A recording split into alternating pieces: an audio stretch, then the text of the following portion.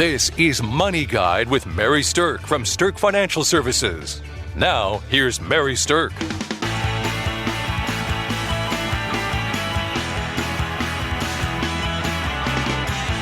Welcome to Money Guide with Mary Sterk. And today's topic, we are going to be talking about planning for a rainy day, or since we are recording this in the Midwest in the wintertime, it might be planning for a snowy day. So with me today, I have Kelsey Bankey. Welcome, Kelsey. Thank you, Mary. Kelsey's another certified financial planner with us at Sterk Financial. And we spend a lot of time in financial planning talking about what are the main things that people can do to protect and prepare for emergencies that life might throw at us. So we're going to talk about some of those today. We're going to talk about 4 specific things that we think people ought to be thinking about doing or make sure they have in place to prepare for that rainy day if it comes. So the first thing we're going to talk about is emergency money. So I think most people listening probably have heard before that you should have some kind of emergency fund. This is not new news. This is something that you probably heard for a long time. But I want to get into some of the details of that because I think that people hear you should have an emergency fund, but they don't always know exactly what that means for them. Okay. So Kelsey, share with our listeners, if you are going to have an emergency fund before your retirement years, around how much should you probably have? If you're still in the income producing phase of your life, 3 months worth of your income would be an appropriate amount to have in emergency savings. And that doesn't all have to be in the bank, in liquid cash right there that you can get tomorrow. You need to have about half of that in the bank that you can get out very, very quickly today, tomorrow. And then the other half of that, you can invest it, try to earn a little bit more than maybe what the banks are paying right now, but still keep it very liquid so that you can get at it within a couple day time frame should some big event occur that you need access to that kind of cash. Right. So the whole key with emergency money is access without penalties. Yes. Okay. So like Kelsey said, if you're in those income producing years of your life, about 3 months is a good emergency fund to have. Now, sometimes people say, well, does that mean 3 months of my gross pay or 3 months of my net pay? And the reason that you have an emergency fund is if an emergency happens or if you have something like a job loss happen. So I'm of the opinion that having at least 3 months of your net income is where you really want to start focusing on. Because if you lost your job and you needed to be able to pay your bills for 3 months with your emergency money, then your net income is the number that we're talking about here. You want to have that set aside so that you have a buffer there in case you lost your job. So let's talk, I guess, about if you don't have that saved up, how do you get there? If you try to just go from 0 to 3 months of your income in savings in 10 days or even a month, you're going to just not do anything. So you want to set a goal of how much can you save each month and just start building that as quickly as you can. And if you have to use it for an emergency that comes up, that's fine, but then replenish it. If you're on the flip side of that and you're looking at your bank account and you're going, well, I have way more than 3 months worth of my income saved, then that's when you want to really dial in on, what do you need to have in there and what can you do with the extra savings that you have to get it working a little bit more for you. Right. Absolutely. Now, we said if you're in your income producing years, focus on that 3 month number.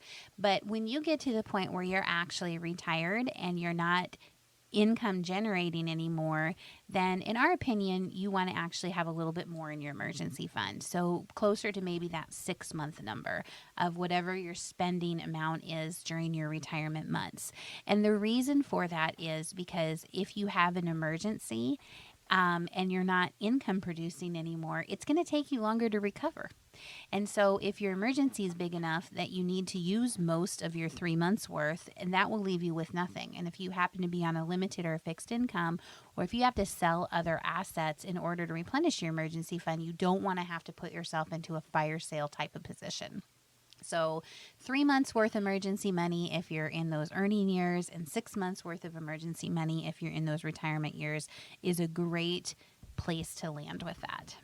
So, okay, so planning for a rainy day, having that emergency fund is number one. The second thing is making sure that your insurances are in place. And there's a number of different insurances that are out there, but the whole idea with insurance is to protect yourself against risk. I mean, that's the whole fundamental premise of what insurance is that you're transferring the risk to someone else to take, and you pay a little money now. So if there's a big money deal later, then they have to pay the big money amount. Okay, so there's three big things for insurance that I want to touch on. The first one is protecting your property. So property insurance, like your home, your auto, things like that. If you got into an automobile accident and it was your fault, you might have two issues. You might have your car totaled, and you might have someone sue you because you hurt them. So a single car accident can have a major impact on somebody's finances. Certainly would wipe out most people's emergency fund for sure. So having good property insurance in place to take care of your autos or your homes, if there's a flood, if there's a fire, things like that, that's a big, big deal. And I'm going to speak from experience on this one, because when I was in my teens somewhere, I was in an accident that totaled my car and did some significant damage to another car. And that the insurance, I mean, it just does so much to protect you, because about 3 years, it was right before the statute of limitations was up, the other party tried to sue, well, successfully sued, but didn't win the case, to try to get damages and lost wages and things like that. And the insurance company went to bat and took care of all of that, because that protection was there. So don't skimp on that. That's something that can really, really protect you. And the more wealth that you build, the more protection you need, because you have more to lose. So, don't miss out on these details. These are things that may never come up, but when they do, you're going to be really glad that you have that coverage. Absolutely. And I know that I did a show a while back about being fireproof, and shared the story that my daughter had lost everything that she had in a fire this past summer. And, a lot of our listeners out here are parents of older children or are grandparents. And if you're in that situation and your children are out living on their own and renting a place, then I highly encourage you to push them to get rental insurance. And if they aren't doing it, then that might be something to consider giving them as a gift. It's only a couple $100s a year usually, and it's the difference between them needing a gigantic amount of help from probably you if they lose everything, or being able to capitalize on that from the insurance company if they did have something happen that was a major catastrophe. So definitely think about that. The other kind of insurance, though, to prepare for a rainy day is life insurance. And I know we've talked about life insurance in a number of different times, but it's a very sad day if you lose someone that you love. And life insurance is there to help take the financial pain out of it if you do lose someone who's a breadwinner in your family. So when you're thinking about preparing for a rainy day, we don't like thinking about those morbid things that are out there, but protecting your family through having the appropriate amount of life insurance is hugely important. It is, Mary. And I guess since I got into the planning business here, it just amazes me at how often it happens. You think it's not as common. You think it'll never happen to you. But I see case after case after case where, a family member, a parent, or a husband or wife were lost, and the life insurance comes to save the day. I mean, it doesn't heal the emotional wounds, but it takes care of all the financial side of things so that you can work on the emotional side in your own amount of time. So I can't say enough about how important this is, and you should not leave this uncovered. Yes, absolutely. And here's the thing. Life insurance has 3 different and very distinct phases. When you're a young family, when your kids are young, before they're going into college, things like that, life insurance is all about widows and children. So if you lose a breadwinner in the family, it's making sure that your children can still go to college. It's making sure that they don't have to leave their house or get evicted. It's there to protect young families from the loss of the breadwinner. That's phase 1. Phase 2 is all about those middle years. So once your kids are grown and now you're maybe turning your focus to saving more for retirement and things like that. Phase 2 is really about making sure that your spouse is protected if something happens to you, that they still will have a successful and confident retirement. Okay. And phase 3 is about when you get into your later years, then life insurance is no longer about widows and children, and life insurance is no longer about making sure your spouse can comfortably live through retirement. Life insurance shifts to be more about legacy planning. And do you want to use life insurance to leave a legacy, a financial legacy? Could be for your spouse, could be for your children or your grandchildren, or it could be for charity. And so the purpose of life insurance absolutely shifts over time for people to use. But the rainy day planning is definitely phase 1, widows and children, and phase 2, protecting a spouse during retirement.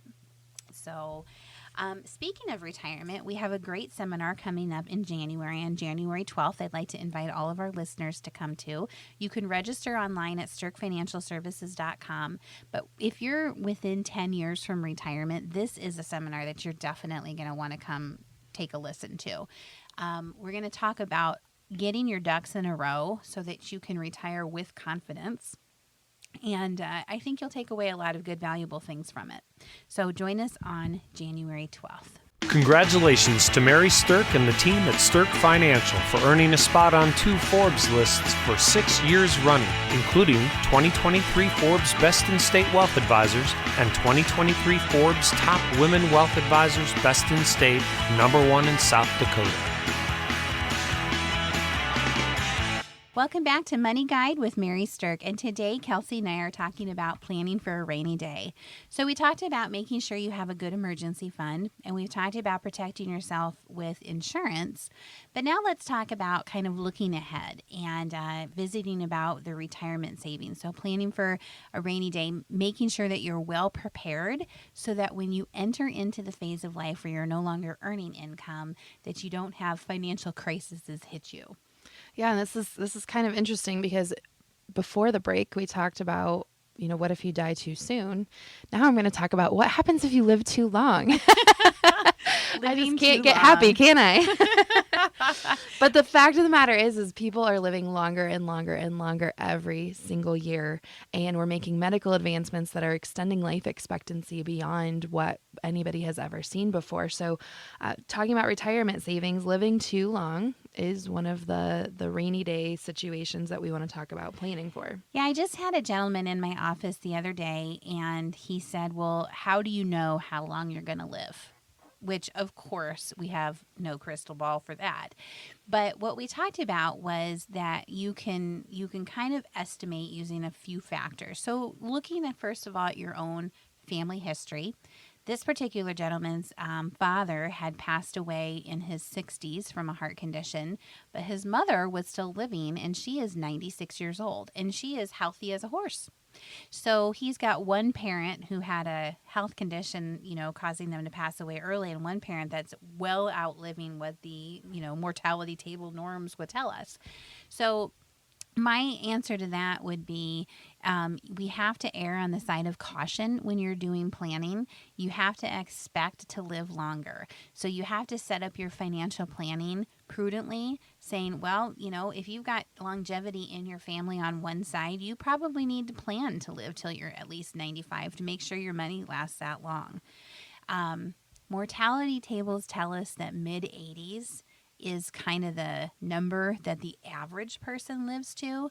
And so prudent planning would extend that and say, well, let's make sure that if you're above average, which we think most of our listeners are, then maybe you're going to live a little bit longer, and we want to plan for that. Well, and just think about that statistic in itself, that the average, I have statistics here in front of me, the average 60-year-old today is going to live till 84.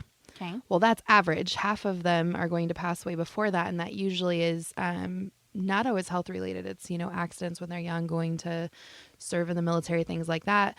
But half are going to live longer than 84, and it doesn't say 85. It's half is going to live to 84, and the longer that you live, the longer your life expectancy is. It's right. A crazy thing. It just keeps going up. Yep, it just keeps going up. So every year you make it in this life, your life expectancy is even longer, and so planning for it is definitely necessary. All right. So another thing that we need to plan for in retirement is the impact of inflation. And inflation just means that things get more expensive, right? That the cost of living goes up. Now, over the past 40 some odd years, the average inflation has been around 4% a year. But if we just isolate the last 10 years, then inflation actually has been under 2%. So we can't necessarily predict how much the cost of things is going to go up, but we can predict that it will go up some, and we have to plan for that. So inflation's a tricky thing, right? Because you can, if you just put in like a 4% inflation factor and look at what the cost of something might be in 40 years, it's ridiculous. Like it looks like you're going to need millions of dollars just to live on a normal, non-extravagant lifestyle. But the reality is that your grandfather would have thought it was crazy if someone told him he was going to spend $4 on a gallon of milk. That's not what it cost when he was a young man. In fact, they probably didn't even sell it in full gallons at that time. They sold it in smaller amounts. So it's interesting to see what real inflation has been over time. When I was when I was a youngster, and in the early 70s, I'm not going to tell you the year because then I'm going to kind of out myself here on how old I am. But when I was a youngster in the early 70s, gas was 57 cents a gallon. Now, sometimes in the last 10 years, gas has been $4 a gallon. Sometimes it's been $2 a gallon. It kind of fluctuates up and down a little bit, but it sure isn't 57 cents a gallon anymore. So inflation is real, and we have to account for it and plan for it when you're in your retirement years. Yeah, if you're not planning for it, you're just going to do a disservice to yourself because you'll have less spending power and less buying power in your later years if you aren't accounting for a rising income for yourself. Absolutely. All right, the last thing to think about when you're planning for a rainy day in retirement is the uncertainty of Social Security. And here's the thing. We already know that Social Security is going to go broke, but we just don't know what they're going to do to fix it. I mean, this is no secret. It says right on your Social Security statements that you get in the mail, or if you print them out online, that Social Security is going to be broke within not too many years from now. And so something is going to happen within the Social Security system to fix that. Nobody knows what that's going to be. There's no plan on the table yet from the government side of how to fix things. But what we do know is something is going to have to give there. And what we don't know is who that's going to affect. So if you are depending on Social Security to be a big part of your retirement income, this is something that you might want to have a plan B for, because we don't know what that's going to look like 10, 15 years from now. Yeah, and there's lots of different things that they can do. And in fact, they've already done this in the past, but raising the age for your full retirement benefits to kick in is something that has happened before. It used to be 65. They slowly stepped it up from 65 to 67. So you could see something like that happen if life expectancies get to the point to where they can support that. You might see them lower the payments that they can make on a regular basis. We've already seen them take a few of the filing options off the table. Right. They weren't ones that were used as often, but they did do that. So they're looking and they're trying to find some tweaks. We just haven't heard the big final end solution that is really going to make a big difference here. So keep an eye out on that and keep a watch out for that, but definitely plan for maybe not getting 100% of the benefit that's being quoted to you. Now, if you're wondering how to put some of these ideas into practice, we do encourage all of our listeners to reach out to us to talk about their financial planning. We often give something away during our shows, but today just what I want to do is encourage you that if you've been thinking about getting your financial planning in order, then use this as an opportunity to give us a call. This is the great time of year to start getting your ducks in a row, start thinking about retirement planning. I had a gentleman come in yesterday who had borrowed a vehicle from a friend, and when he turned it on, the radio station was set to this channel and to KSCJ, and our show was on, and as he was listening, he was like, oh, wait a minute, that's me. I need that help. So he called us and he came in and we had a great conversation and are going to be doing some retirement planning together. And so if you've been thinking about that, if you've been listening to our show for a while and you're thinking that, hey, this would be a good time to do some planning or some financial planning, some investment management, anything like that, I encourage you to reach out and give us a call and set up a time to visit with one of our certified financial planners. All right, the last thing I want to talk about planning for a rainy day is for our business owner listeners. So having a continuity plan in place, if something would happen to you, if you became disabled or you died, having that continuity plan in place is massively important. We had a gentleman that we worked with who was 65 years old. He was the sole owner of a successful construction company, and he was planning to sell his business within the next few years. But what actually happened was that he unexpectedly passed away from a heart attack. Now, when he died, shortly after his death, some of his key employees got nervous because they didn't know what direction the company was going to go. And so several of his key employees ended up finding leadership positions with other companies. Their departures then created a lot of ruckus because there was people not there managing the contracts, not there managing the projects and things like that. That exposed the company to a lot of liabilities and, of course, to a decrease in revenues. And then that made the longtime customers perceive that the company was unstable and they wanted to take their business elsewhere. So once that all started happening, the banks got nervous and they called in some loans because they didn't see the business as viable anymore and being able to progress through those. And so within weeks of this gentleman passing away, the managers were gone, his company defaulted on certain contracts, revenues dropped, customers moved, and the banks called the loans. Now, that's like the worst case possible scenario, but when you are a sole owner of a successful business, oftentimes the success of that business really does rest on your shoulders. And so the rainy day planning that we encourage everybody to have is a continuity plan in place. If you die or you become disabled, what's going to happen? Who's going to step in and take care of the business so that this watershed of different bad events don't happen? Yeah. And, Mary, I think we see this more often than we would like to see, but it's something that can be planned for, and it's something that you can work through and protect your family, protect your employees, and protect your legacy so that your name goes down in a good way if you passed away. So thanks for listening to us about rainy day planning. Now you've got your emergency fund plan in place. You know what to think about with your insurance. We've talked about retirement savings and what to do if you're a business owner. So hopefully this has given you some great valuable tips to plan for your own rainy day. Thanks for listening to Money Guide with Mary Sterk.